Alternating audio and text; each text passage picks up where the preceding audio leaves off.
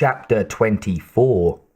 July, present day, Saturday morning. Judgment Day. Scott's shooting range. Linda went flat on the coal tarpaulin. The shout had come from the direction of the shooting range's office. She crawled to that side of the tower and peered through the hole they drilled there. There was nothing, no movement. Then she detected something just at the verge of her vision. One or two figures moving through a stand of trees that ran from near the office to near Silhouette City. She got the impression of military uniforms and M16s. She swore to herself. Danny, in his hideout, might not have heard the shout. He'd be unaware. Worse yet, Scowl doubtless had heard it, which meant the robot would have to decide between investigating it and dealing with the swing-out targets in the convenience store. She scrambled back to her original position and picked up her walkie-talkie, then hesitated. If these military folk were monitoring radio frequencies, her transmission might be overheard. Worse yet, Scowl might detect her as a transmission source. One problem at a time. She'd warned Danny in Spanish.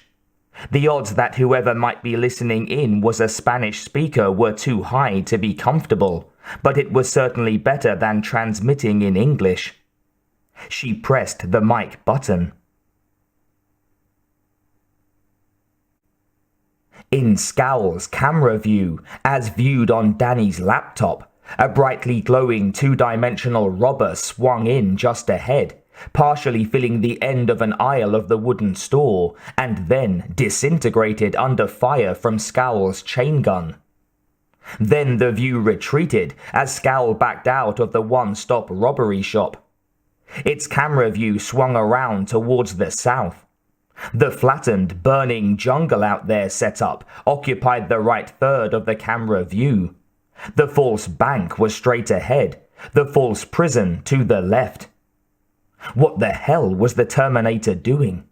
Had Linda activated a second timing sequence prematurely? Danny reached for his walkie-talkie, but it blared in his hand. "Danny, military police are here. They're shouting for you to come out." She spoke in Spanish. Danny's heart sank. Damn it! He could hear Daniel swearing in the background of his mind. Daniel must be able to see through his eyes this time, as he had in the last couple of sessions. He keyed his walkie-talkie. "Hold your position," he said. "We improvise."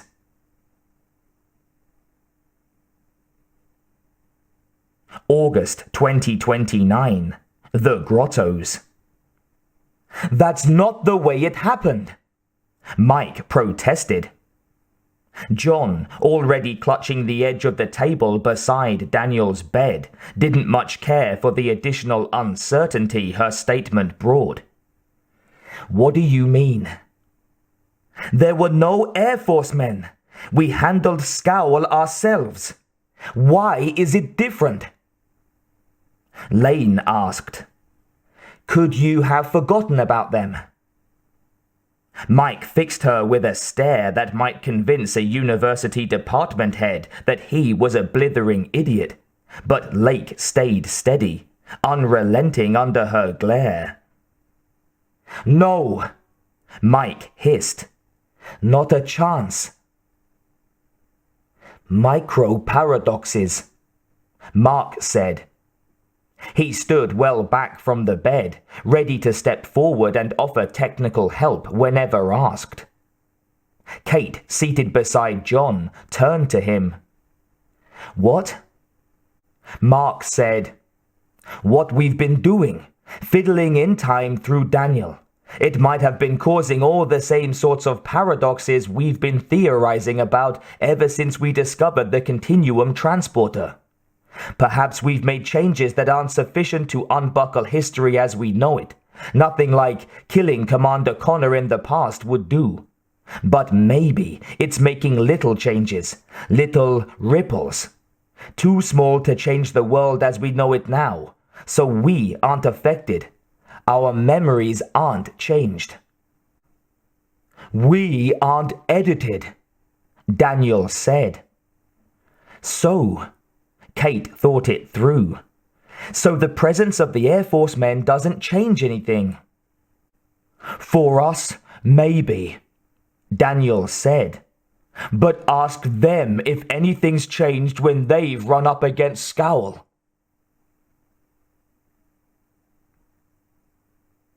The Air Force Security Police personnel moved up, 5 pairs and 1 commander.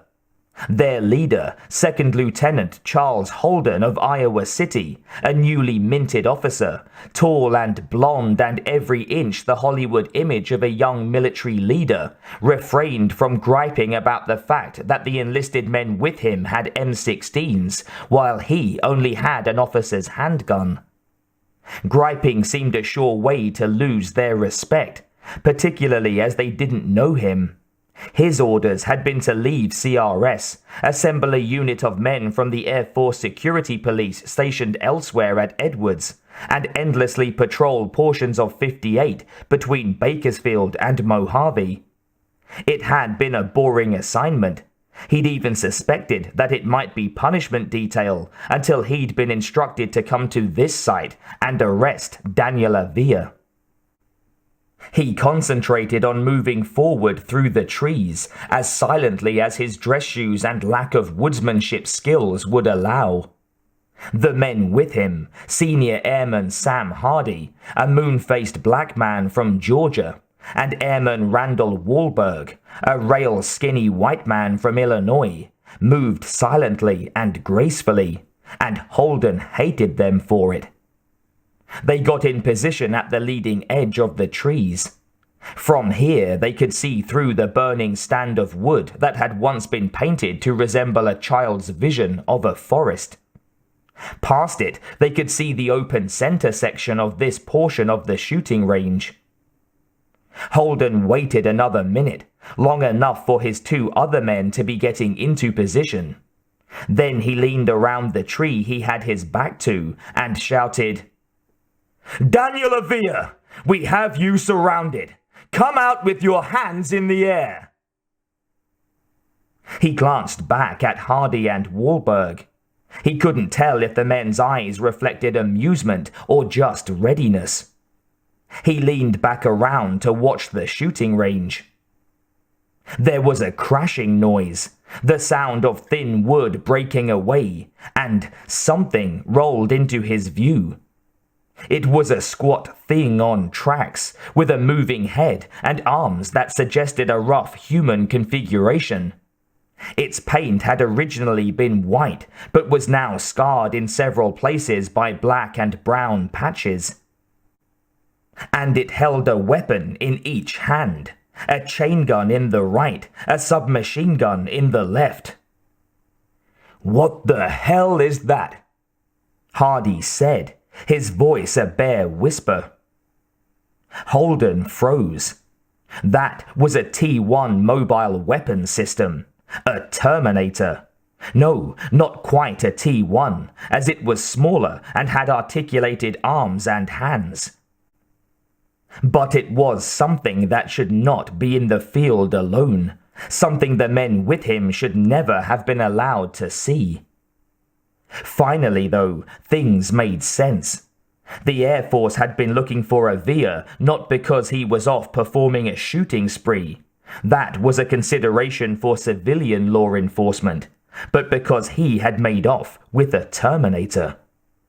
Holden changed his mental label for Avila from madman to traitor, a far more derogatory term. Maybe Avila was both. Well, there was nothing to do about this but cover things up as much as possible. "That's a missing Air Force weapons platform," Holden said, "which no one on this exercise will remember after we deliver it back to Edwards. Avila's probably operating it by remote control." "Yes, sir." Holden took a deep breath and shouted again. "Avila, Have that damned apparatus drop its weapons and put its hands in the sky, or... The damned apparatus aimed the chain gun and fired. Holden felt the tree he leaned against shuddering. He ducked fully behind it, but the blows to his back felt like the tree was coming apart. He scooted down and went flat, dirtying his uniform. Hardy and Wahlberg were already on the ground. All around the two of them, the forest edge blurred as tree trunks, leafy branches, and undergrowth were ripped to confetti. Holden thrashed around, making himself as small a target as humanly possible, and didn't realize he was howling in outrage until the incoming fire stopped. He choked off his shout and looked at Hardy. The other men's eyes were round, their pupils tiny. "Well, what are you waiting for?" Holden said. "Destroy that tin can piece of shit!" Yes, sir." Wahlberg sounded dubious. He and Hardy squirmed around, bringing their M16s to bear on the distant target. Holden raised his voice so that his other men could hear. "Open fire!"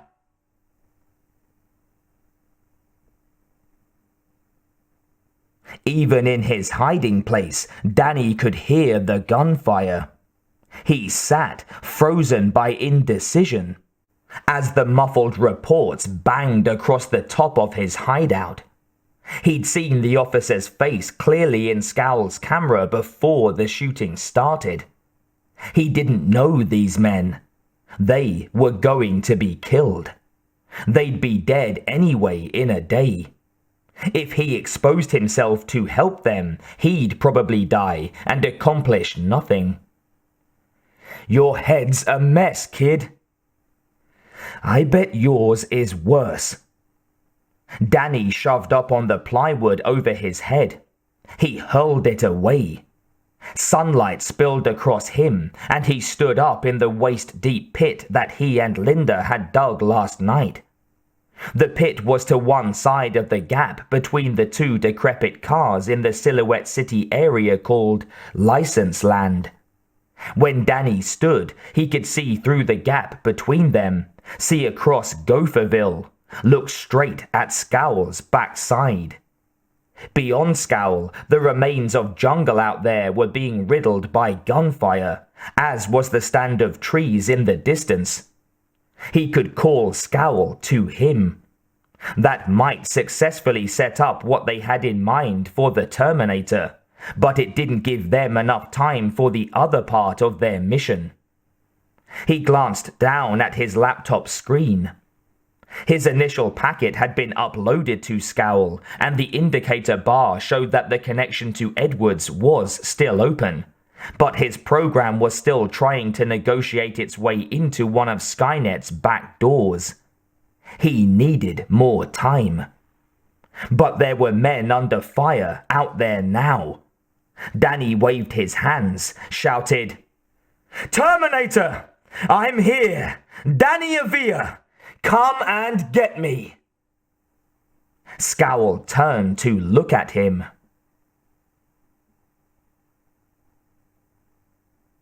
Linda peeked through the hole overlooking Silhouette City. She could see Scowl firing, and Danny standing far behind it, waving. She couldn't hear his words. The roar from Scowl's chain gun was too loud. But other than turning, Scowl didn't react to Danny's presence. Not yet. When it did, it would kill him.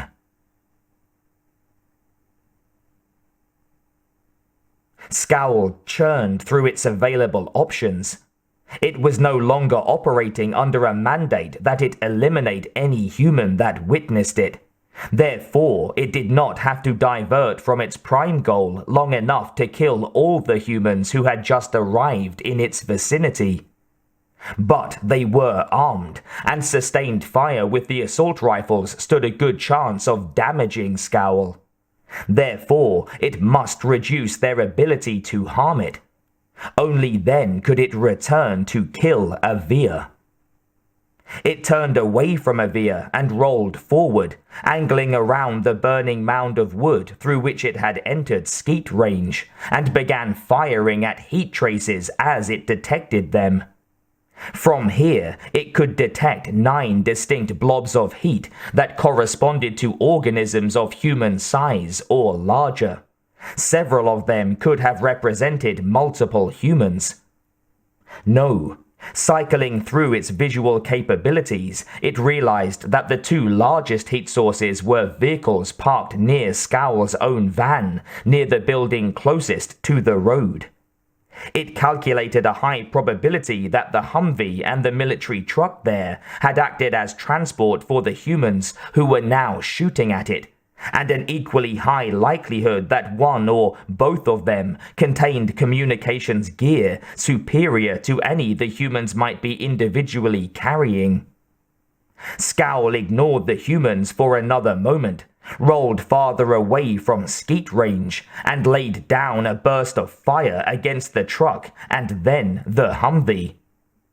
The truck's front end was quickly shredded, and the vehicle ignited. The Humvee was more durable. Scowl continued to pour rounds into it. Senior Airman Tom Begay, USAF, his M16 across his back, quickly climbed the ladder permanently affixed to the observation tower. The robot, facing the other way and destroying the 2 transports, hadn't detected his dash to the tower's base and still hadn't turned around. He was certain that he could make the top before it finished with the vehicles, certain that he'd be able to act as a spotter for his unit from the altitude of the tower platform. As he climbed the last 5 feet, he willed the robot not to spin and look at him. It would not. It would not. He heaved himself up over the lip of the tower platform's waist-high wall, tilting forward into what would be a controlled roll onto the platform floor. But there was someone there, a blonde woman in dark clothes. He only got a quick glimpse of her. Then she was right in front of him. She grabbed his hair and yanked him prematurely into his roll.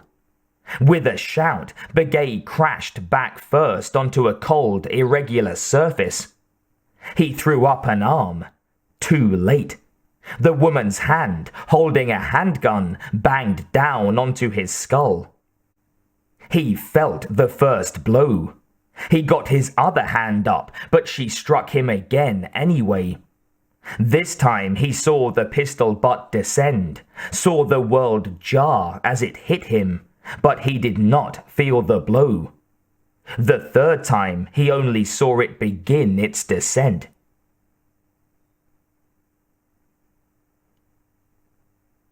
Linda, sickened by what she just had to do, wiped her mouth with the back of her free hand and stared down at the man she just battered into unconsciousness. He was nice-looking, about her age. His coloration and features suggested that he was Native American. His forehead was a bloody mess and his eyes were closed. She didn't have time for emotions now. Being sick could cost her. She set the Glock aside, rolled the Air Force man over on his chest, and handcuffed him. This was wrong, wrong, wrong. Now, in addition to aiding and abetting a known fugitive, stealing munitions, and driving recklessly, she had assaulted a military man who was just doing his job. On the other hand, she now had an M16. She retrieved both it and the Glock, then scooted back to the hole that looked down on Silhouette City. She saw what was going on there and cursed. "Ah, damn you, Danny!"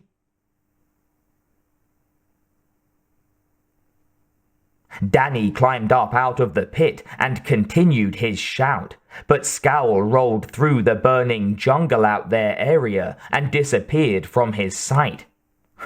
What the hell? It took a moment for Danny to run through the calculations that Scowl was probably making.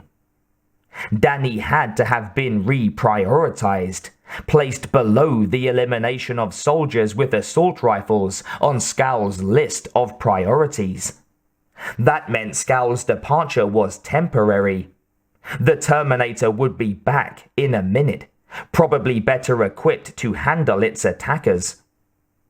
Danny growled to himself.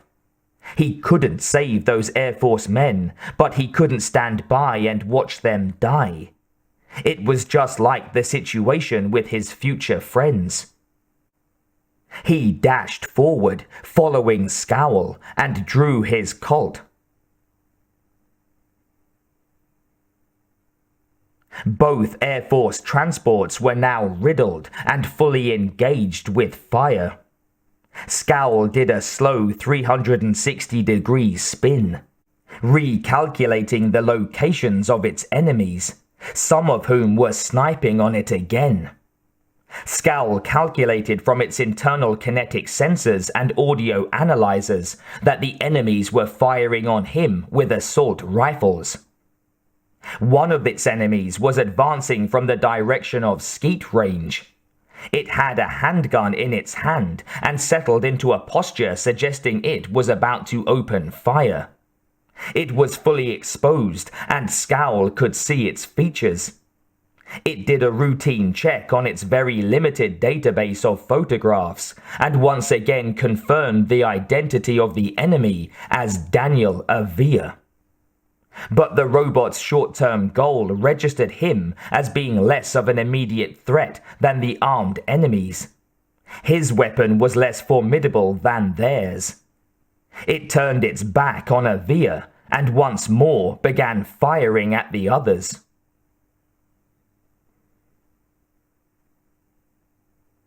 Danny stood at the edge of jungle out there, still close enough that he could feel the nearby fire as a wall of heat, and fired at Scowl. Methodically, he put 4 rounds into Scowl's back, then 5, 6, but the robot continued rolling away from him. The robot had ignored him. He was just too low on its priority list at the moment. But if it remained uninterested in following him, he might not be able to lead it to where he needed it to go. Something whined beside his head. It was a round from one of the embattled Air Force men, 40 or 50 yards away. The shooter was in the woods, nearly opposite Danny, with Scowl between them. Right, now he was going to be killed by stray fire from the Air Force. Danny dropped and scuttled on hands and knees behind the minimal cover offered by 1st National Hostage Supply. Well, things weren't as bad as all that. He might not be able to destroy Scowl, but the diversion was giving his program time to complete itself.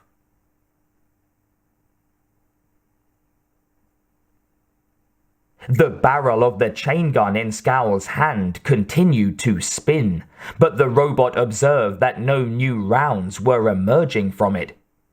It was out of ammunition. Scowl considered reloading, but then decided that the chain gun was only of limited utility against the humans, who were cannily concealing themselves behind hardy trees. Scowl calculated that moving into the stands of trees would limit its own mobility and functionality, while doing little to limit the humans. Therefore, its best tactic involved neither continued employment of the chain gun, nor direct confrontation of the humans. It turned and headed at a maximum speed back to its van. "We've got it on the run!" Holden said. Hardy and Wahlberg looked at him, no longer concealing the fact that they obviously thought he was crazy. He didn't care. He was correct. He'd directed sustained effective fire against the robot unit, and now it was fleeing. But they didn't say anything. They were obviously bright enough, just barely, to consider what effect insolence might have on their military careers. He spoke into the chin mic of his headset. "Has anyone spotted Avila?" "Lieutenant Abrams. I think I saw him a moment ago near that burn pile. He went back into the buildings." "You and Miller go after him. Everyone else, we're going after the robot." He got a chorus of acknowledgements from his men, but not from the men with him. Hardy said, "Sir, if I can ask." "Go ahead." Holden looked back through the trees toward the shooting range's office. The stand of trees he and the other two had used as cover was small, isolated from the main tree line where the other men were emplaced. As soon as they left, they'd be exposed. But only a few seconds' dash away was the nearest edge of the berm of earth used as a backstop by one of the shooting areas. "Sir, I thought our objective was this Avila guy, and nothing but. And if we get him, we just grab the controls and shut that robot down." Fair enough. It was true. The capture, dead or alive, of Daniel Avila was the only objective mentioned on Holden's orders. But Holden knew, in spite of what he'd told the others, that Avila probably wasn't operating it by remote control. That's not the way those robots were supposed to work. The man had probably programmed it with a specific set of instructions, meaning that when Avila was captured, it didn't automatically mean the Terminator was out of commission. But he couldn't tell the men that. He could only tell them a few details and falsehoods, and once they got back to Edwards, they were in store for hours or even days worth of debriefing that would convince them they were never, ever to mention the robot again, even to one another. Holden made his voice harsh. "But that's not your concern right now. Your concern is obeying orders. We're going to keep the robot from escaping. We're going to make a run over to that berm, then use it for cover as we follow the robot. Ready? Go!" He stood and ran. A moment later, he heard the two men following him. They were probably exchanging glances and rolling their eyes. He knew how these enlisted men were, particularly those, like Hardy, who'd been in the service longer than the officers they served. Well, he'd use this mission to teach them a little something about lines of command. Scowl reached the van. It didn't bother entering the vehicle. It grabbed the passenger door and tore it free, revealing the box of weapons and ammunition that CRS referred to as its standard urban combat package. Automatically, it replaced the chain gun in its rack and sought out other weapons. It abandoned the MP5N submachine gun it had been carrying, gathered up several magazines of 223 ammunition and inserted them into a carrying compartment on its back, and then took up an M16A2 assault rifle equipped with an M203 40mm grenade launcher. The weapon looked like the classic M16, but with an additional, very broad barrel beneath its usual barrel. It was two weapons in one. The first suited to direct fire, the second to indirect fire. The weapon was nearly ideal for the intermediary goal Scowl faced. Scowl took all the 40mm grenades carried in the ammunition box, loading the first and placing the remainder in another carrying compartment. Then it turned and headed back towards skeet range.